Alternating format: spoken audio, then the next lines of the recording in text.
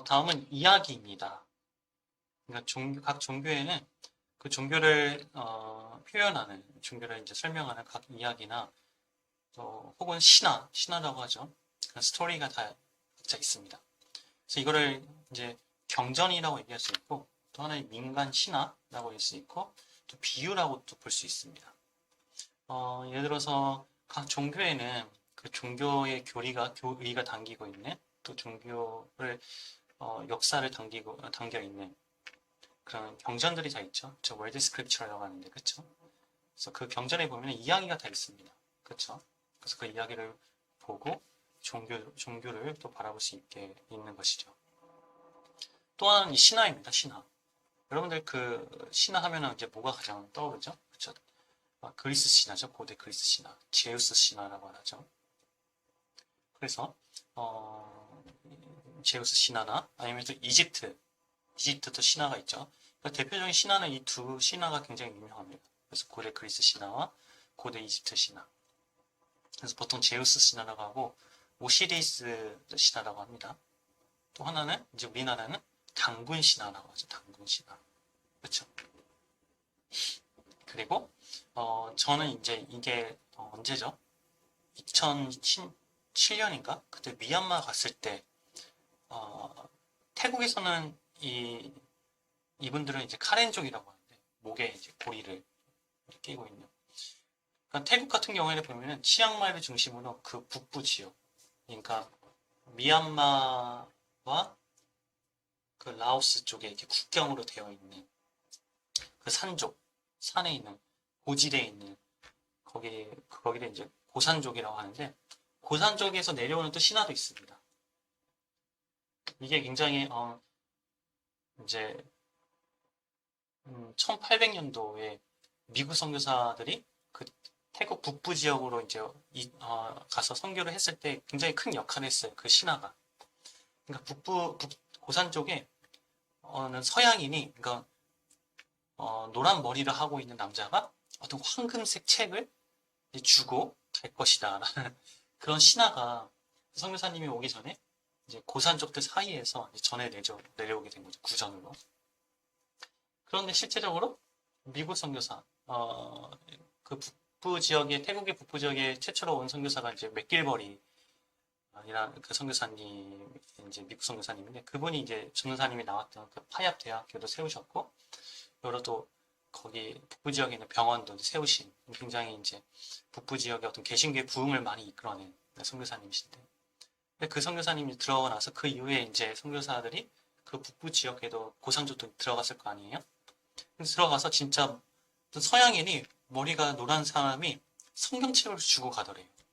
그 신화에서 나온 것처럼. 신화에서 전해져 내려온 것처럼. 그래서 북부 지역 사람들은 원래는 굉장히 외부 문화를 굉장히 원래 경계를 할 수밖에 없는 그런 지역적 역사가 있는데 그거는 뭐 나중에 혹시나 좀 시간이 되면은 더 자세히 말씀드리고 하여튼 외부적인 문화를 굉장히 차단하고 있던 그 북부 지역 고산족 사람들이 그 전에 내려오는 그 신화대로 진짜 그렇게 일어나니까는 그 성경책을 이제 받아들임으로써 개신교가 이제 개신교가 쉽게 들어갈 수 있었다라는 그런 내용의 이제 논문이나 자료들이 많습니다. 여러분들에게 추천할 그것에 혹시 관심이 있다면 인터넷에 조미아라고 쳐보세요. 조미아. 그런 지역들을 한평생 연구했던 그런 사람이 이제 쓴 책인데 좀 재밌습니다. 많이 보실 분들은 보시고 대표 종교가 불교임에도 불구하고 개신교가 0.1%밖에 안 됩니다. 근데 거의 0.1%의 거의 대부분이 그 북부 고산족 지역에 있는 사람들의 개신교율이 굉장히 높습니다. 그럴 정도로 북부 지역은 특히 고산족에는 개신교가 굉장히 많이 들어갔고 또 우리 백병원 선교사님을 통해서 이제 가봤잖아요. 생각보다 교회가 많아요. 예. 그리고 많은 분들이 그런 선교사님들은 환대를 많이 해주시고 그리고 신자들이 많습니다. 근데 그런 것들이 다 과거의 역사적으로 그런 영향을 받았다. 그런 신화의 어떤 영향을 받았다라고 이제 보는 관점도 있습니다. 보다시피 제우스 신화나 뭐 이집트 신화나 당군 신화나 보면은 신화의 내용을 보면은 공통적인 것들이 굉장히 많이 있어요. 네. 일단은 태초에 신이 다 존재를 합니다. 예. 뭐 제우스 같은 경우는 에로스라고 하죠. 에로스가 이제 사랑의 신인데 그 신이 태초의 신이라고 보고 고대 이집트 같은 경우에는 누구죠? 고대 이집트 누구였더라? 그 아톰이죠. 아톰. 그쵸? 아톰. 그 우리가 알고 있는 그 아톰입니다. 아톰이죠. 태양의 신이라고 하나요? 예. 아톰이 그 신이 존재함으로써 그 신을 통해서 이제 많은 또 다양한 또 신들이 나오게 되는 거죠. 장구 신화는 누구예요? 환인이죠. 환인. 그러니까 하느님이죠. 하느님. 환인. 그 환인을 통해서 이제 또 다양한 세상이 이제 창조되고 번성하게 되고 또 하나의 공통점이 뭐냐면 사람이 태어나기 전에 그러니까 신만 있을 때는 이 세상은 혼돈되어 있다고. 그러니까 어지러운 세상이라는 표현을 합니다. 그 표현을 혼돈이라고 해요. 혼돈. 그 혼돈된 세상에 그 신이 이제 정리를 하는 거죠. 사람을 창조함으로써. 그런 것들이 공통적으로 내려졌고 또 하나가 뭐냐면 신과 인간의 결합으로 인해서 만들어진 그 반인 반신이라고 하죠. 그런 사람이 이제 존재를 해요. 그래서 이제 그리스 신화 같은 경우에는 뭐 헤라클레스 같은 사람이 그런 부분이 있고 이집트 같은 경우에는 아까 제가 얘기했던 오시리스 그 신이 이제 인간과 신에 의해서 결합돼서 관계를 맺어서 나온 하나 거고 그리고 우리 당군 신화도 그 당군이 이제 뭐죠? 환인의 아들 그 환웅이죠. 환웅과 곰이 사람이 된 웅녀의 결합으로 인해서 나온 그 사람이 바로 당군이죠. 그래서 당군 신화라고 하는 거죠. 이런 게 좀 공통적으로 있습니다. 네. 이런 것들이 보면은 성경에 나와 있는 내용과 굉장히 좀 비슷한 맥락을 가진 것들이 많이 있어요. 이런 부분은 제가 이제 창세기에서 들어가서 한번 연결시켜 보도록 하겠습니다. 종교가 가지고 있는 그 이야기와 신화와 성경에 가지고 있는 창세기에서 나오는 창세기 내용들이 각 신화에 굉장히 구석구석에 잘 나와 있고 표현을 잘 해주는 그런 것들이 많이 있습니다.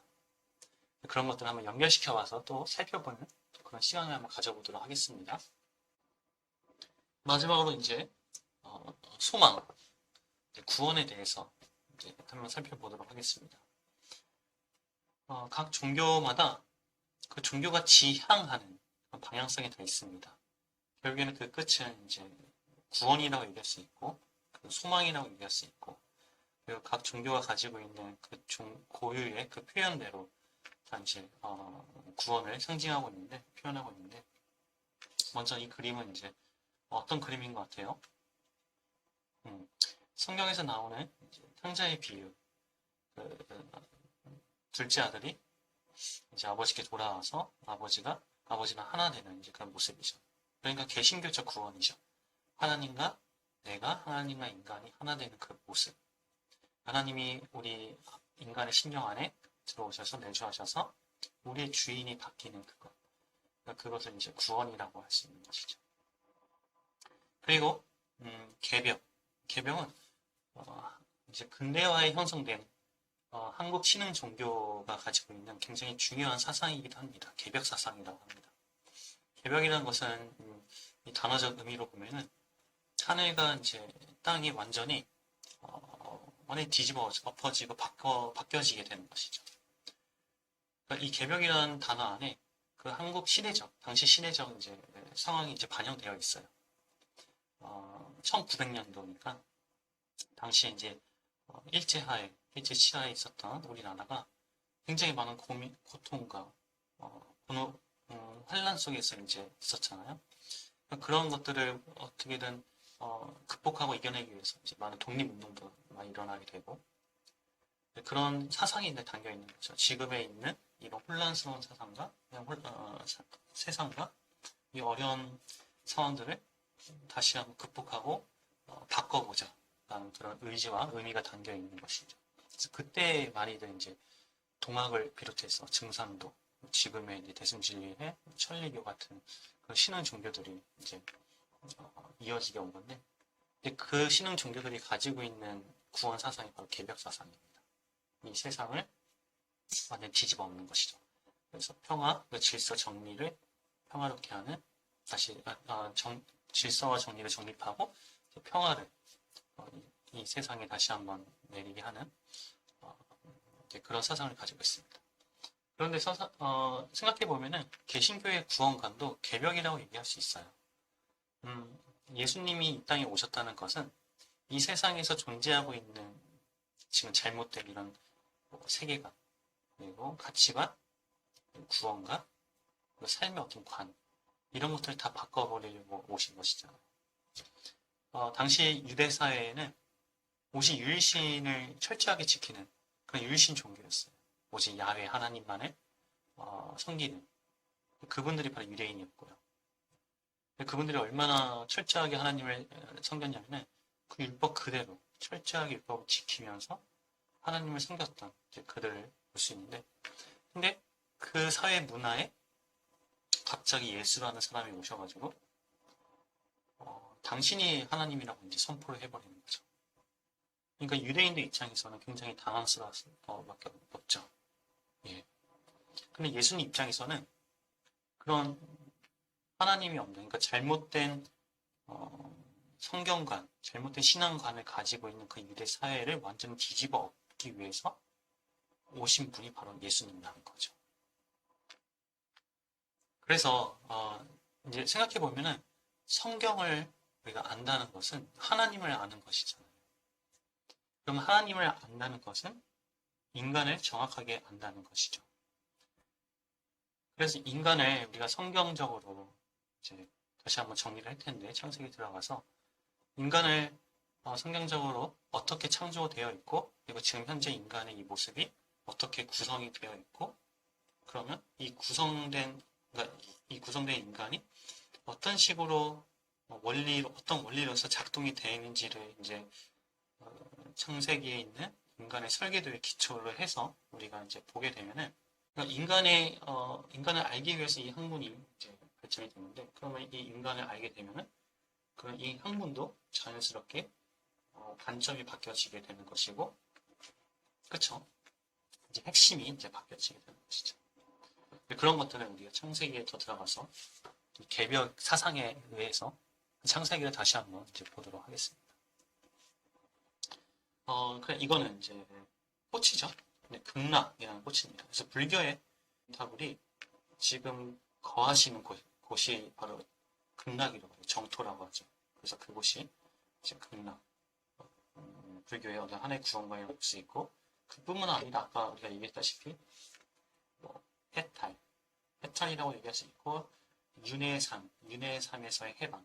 그러니까 윤회라는 것이, 불교에서 말하는 윤회는 고죠. 고난의 그 고난이 계속되는 그런 삶이에요. 근데 그곳에서 이제 벗어나게 되는, 그거를 바로 열반이라고 하죠. 그래서 석가세존의 어떤 탄생의 석가세존의 생애를 보게 되면은, 누구죠? 마야. 예, 석가족에서 정만왕인가? 그 석가세존의 아버지죠. 그 다음에 마야 부인이 이제 관계를 맺어서 이제 마야 부인이 태몽을 꾸게 됩니다. 하얀색의 코끼리가 겨드랑이 쪽으로 들어와요. 그리고 나서 이제 석가세존을 탄생을 하게 되는 거죠. 그래서 그때부터 이제 쭉 석가세존의 이제 탄생, 그 생애 이제 기록들이 있는데 쭉 바로 보면 마지막에 무엇으로 끝나냐면 열반으로 끝납니다. 열반. 그래서 우리가 불상을 보게 되면은 많은 자세들이 있잖아요. 뭐 이렇게 양반다리로 이렇게 하는 자세도 있고, 손 모양은 이런 것도 있고, 이런 것도 있고, 여러 가지 그 손 모양에 따라서 의미가 있고, 또 이렇게 자세에 따라서 그 담겨 있는 의미가 있습니다. 근데 마지막 때 불상, 그러니까 석가모니의 마지막에 그 자세 보면 이거예요. 누워서 편안한 모습이 안 보이는데, 누워서 편하게 있는 모습, 다리 쭉 뻗고, 그게 바로 이제 열반이라고 합니다. 그러니까 모든 것을 다 깨닫고 마음의 평안을 얻고 이제 석가세존이 잠든 모습이죠. 그러니까 석가세존의 죽음이라고 볼 수 있어요. 그렇게 의미를 합니다. 아마 여러분들 동남아 여행이나 우리나라에서도 마찬가지고 가다 보면은 그 석가세존의 열반상을 이제 보는 경우가 많이 있을 겁니다. 태국에 아마 제가 알기로는 그 열반상의 가장 큰 그 석가대전의 열반상이 태국에 있는 걸로 알고 있는데 와프라케우라는 사원인가 방콕에 있습니다. 근데 그게 세계에서 가장 큰 열반상인지는 모르겠지만 그게 아마 적어도 세계 5위 안에 드는 걸로 알고 있어요. 그리고 예전에 제가 기억으로는 라오스 우리 정진수 기사님 있을 때 거기에서도 잠깐 우리가 방문했던 적이 있습니다. 네. 하여튼 그런 게 있는데 그것에 하나의 이제 불교의 구원과 이런 것이 있죠. 그리고 이 그림은 뭔지 아시나요 혹시? 이 여인은 바로 판도라라는 여인, 그러니까 고대 그리스 신화에 나오는 판도라는 여인인데, 그래서 우리가 흔히 알고 있는 판도라의 상자죠. 이 여인이 가지고 있던 상자, 이거를 판도라의 상자라고 해요. 이게 어떤 의미가 담겨 있냐면은 제우스 신이 인간을 만들고 싶어 했던 거예요. 인간. 그래서 프로메테우스라는 신, 그 의미가 뭐냐면 예언하는 자예요. 먼저 보는 자. 그래서 프로메테스의 기원인가요? 그 영화 혹시 알아요? 에일리언 나오는 영화 있거든요. 그 에일리언 시리즈에 나오는 영화인데 그 인간의 기원에 대해서 이제 그 다룬 영화인데 프로메테스 제목이 프로메테스일 거야. 제목이냐 자체가 프로메테우스. 근데 갑자기 막 에일리언이나 그 괴물이 확 나타나. 인간의 기원이 뭐 거기랑 연결이 돼 있는지 저도 보지 못했어요. 그러니까 예고편만 봤던 걸로 알고 있는데 뭐 어쨌든 그 프로메테스 그 신을 이제 제우스 신이 불러가지고 인간을 만들도록 이제 명령을 합니다. 그래서 프로메테스 신이 이제 진흙으로 그 신을 닮은 형상으로 인간을 만들어요. 그러니까 이런 게 참 신기해요. 그렇죠? 하나님의 형상대로 사람을 창조하시고 그러니까 땅의 흙으로 사람을 지으시고 그 코에 생기를 불어넣으시니 그러니까 이런 비슷한 부분이 지금 종교가 가지고 있는 신화들 속에 성경에 있는 내용들이 굉장히 많이 있습니다. 어쨌든 이제 프로메테스가 이제 진흙으로 사람을 만듭니다. 근데 처음에 그 만들어진 사람은 아무 능력이 없어요. 그러니까 제우스 입장에서는 그냥 하나의 원숭이에 불과하죠. 아무 보잘것없는 인간. 그런데 프로메테우스가 그 인간을 되게 가엽게 여깁니다. 왜냐면 자기가 만들었기 때문에. 그래서 그 제우스 몰래 불을 갖다 줘요. 인간에게. 그래가지고 인간이 이제 그 불로 그걸 사용함으로써 이제 동물들을 이 세상을 점점 정복해 나가고 그리고 추운 날씨에는 이제 온몸을 좀 따뜻하게 체온할 수 있는 온도를 유지할 수 있는 좀 그런 환경도 만들고 그러니까 인간의 이제 다른 생물들보다 더 위대함을 이제 갖게 되는 거죠. 우수함을. 그리고 경작물도 이제 농작물도 만들게 되고 그리고 이제 발전이 하게 되는 사람이 이제 발전이 하게 되는 거죠. 그게 이제 불 때문에 그렇다 이제 그렇게 보는 것이죠. 그러니까 제우스가 그걸 이제 알게 돼요. 프로메테우스가 몰래 불을 인간에게 주었구나. 그래서 제우스가 프로메테우스에게 벌을 내립니다. 그 벌이 바로 우리가 알고 있는 프로메테우스를 그 산에 이제 밧줄에 이렇게 묶어놓고 그리고 그 뭐죠? 독수리가 프로메테우스의 이제 배를 먹고 와서 간을 쪼아먹는 이제 그런 벌을 내리게 되는 거죠. 그러니까 신이기 때문에 불사의 능력을 가지고 있잖아요. 죽지 않는 능력. 그러니까 독수리가 프로메테우스의 배에서 간을 쪼아먹으면은 이제 간이 없어지잖아요. 근데 그 다음날 또 이게 재생이 되는 거예요. 그러니까 또 와서 쪼아먹고. 그러니까 영원히 이게 계속 고통을 받게 되는 거죠. 그런 고통을 받게 됩니다. 근데 그때 제우스가 그 불을 이용해서 살아가고 있는 인간들도 되게 못마땅하게 여긴 거예요. 그래서 인간에게도 벌을 내려야겠다. 그래서 만든 이제 그 판도라는 여자를 이제 만들게 되는 거죠. 그래서 판도라에게 그 상자를 줍니다. 이 상자 안에는 온갖 모든 재앙들을 다 이 상자 안에 넣게 돼요. 뭐 고통부터 해가지고 두려움, 걱정, 근심, 우리가 지금 현존에 가지고 있는 모든 감정들 그리고 병, 물질적인 것도 굉장히 어려운 것들을 다 여기다가 넣게 됩니다. 그리고 이 여성에게 판도라의 여성에게 뭘 주게 되냐면 호기심이라는 걸 또 이 여성에게 줘요. 호기심.